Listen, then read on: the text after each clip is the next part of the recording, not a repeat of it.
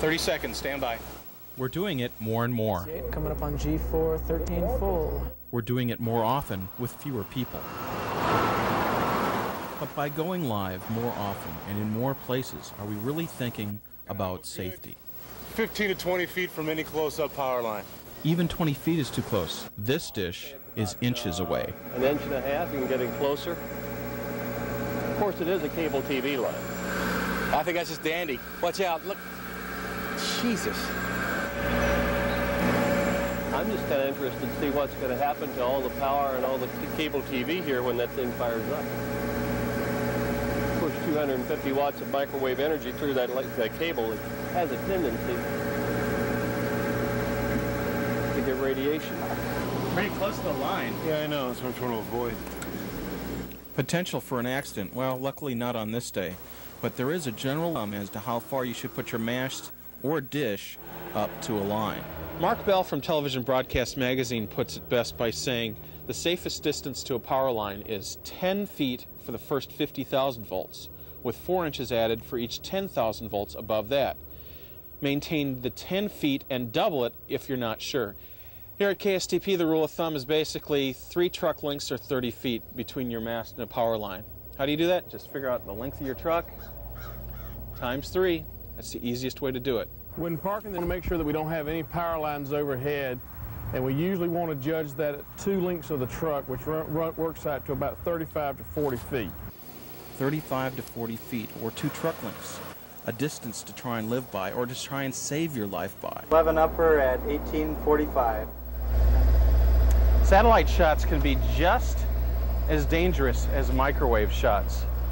We have the microwave mast up, satellite dish up for this shot for different reasons, but I won't go into that. But we have to check safety on all counts. Just as important to make sure that everything on top of that truck is as far away from any obstruction. Power lines, lightning, trees, anything. Safety first. I wanted to make a point especially about night. This is shot at natural light. The best weapon you have with safety at night is first thing you do, hop out of the truck, grab your flashlight, use your spotlight in the truck, look at your dish, then look at your power lines.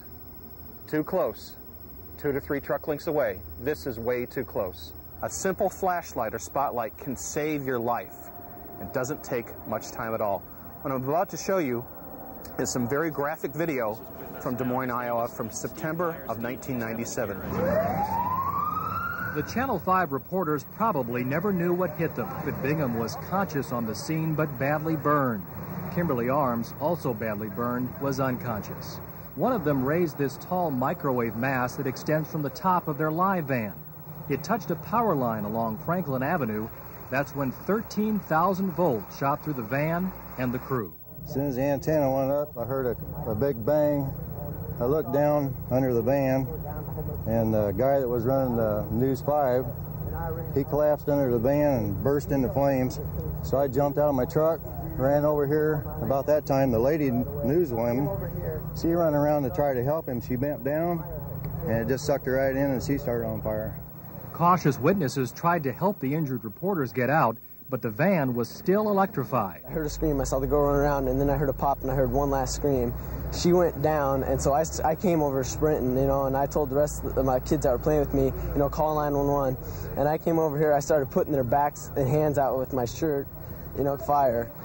Mid-American power crews arrived shortly after the police and fire trucks. Spokesman Kevin Wakey says that 13,000 volts are more than enough to be deadly. Power tries to find the path of least resistance. It goes straight down. So if you make contact, it's going to go straight down and into the van, and that's apparently what happened in this case. We try to keep the mast at a safe distance so that if the wind would blow and that sort of thing, it couldn't even come close to the power lines. We need to respect those power lines and to maintain a lot of separation. For whatever reason, the Channel 5 operator did not see the lines overhead that threatened his life. And though those of us in the business of television read now and then about these incidents happening elsewhere, it is hard to believe it happened here. I've never seen this happen. And in fact, when setting up a live shot, I know that the photographers are trained. Look up first. Make sure that you're not coming in contact with anything. News Channel 8 photographer Sarah Strom happened to be driving by when the accident happened and knew immediately what was going on. After warning people to stay clear of the still-charged van, calling and seeing the ambulances arrive, she, like every other television employee on the scene, found this news story far too close to home not to be affected. This could happen to anybody that we know. It's horrible. It's very scary to think that that could happen any day, and it happened here. Mid-American Energy says the top wire of that specific power line carries about 60,000 volts. The mast touched the lower power line that carries 13,200 volts, 105 times the amount of the electric outlets in your home. Those are only 120 volts. It only takes 110 volts to hurt somebody. Imagine what a power line can do when it hits the ground. And this is where it came in contact with the ground. That power line is 7,200 volts, so when it hits the ground, it's hot enough to turn the dirt into glass, and it's still hot to the touch. Here's some very graphic footage from Washington, D.C. This is where Al Battle passed away. He was a veteran of CNN, and this is how he lost his life. Get out of there! Get him out of there!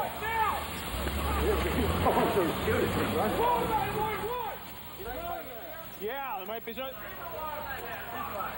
What the hell's in there? God damn.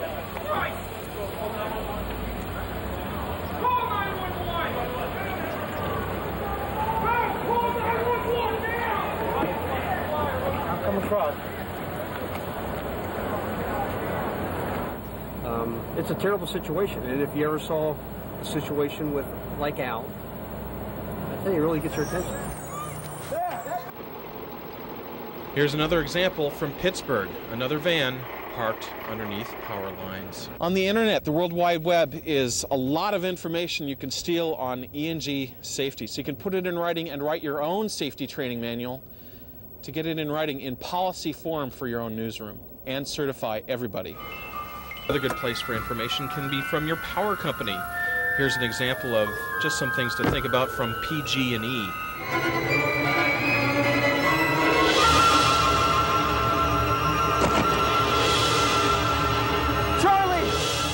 Charlie forgot that the ground was hot and that voltage diminishes in concentric circles like ripples in a pond. Forgot that he was stepping into a lower voltage than what was under his back foot. Forgot to hop or shuffle with his feet together. Feels all right. Dan Nelson's one of the lucky ones. He got Myers and lost his leg as a result of an E&G accident. There's a really lacking attitude in the industry towards E&G safety, and management hasn't paid enough attention to it, and it's gone on for too long. I don't know. I mean, I've been a victim. There have been other victims, and there will be more. But somebody's got to stand up and get somebody's attention. Mark Bell from Cast Magazine says distraction is the biggest problem in E&G and S&G accidents. 30 seconds. 30 seconds can be a period of time that if you walk around your truck and take a look, it can save your life. You might not even have to die. If you have a crippling accident, it can affect your life forever. A 30-second walk around by checking under the truck, checking up over the truck, can be the difference.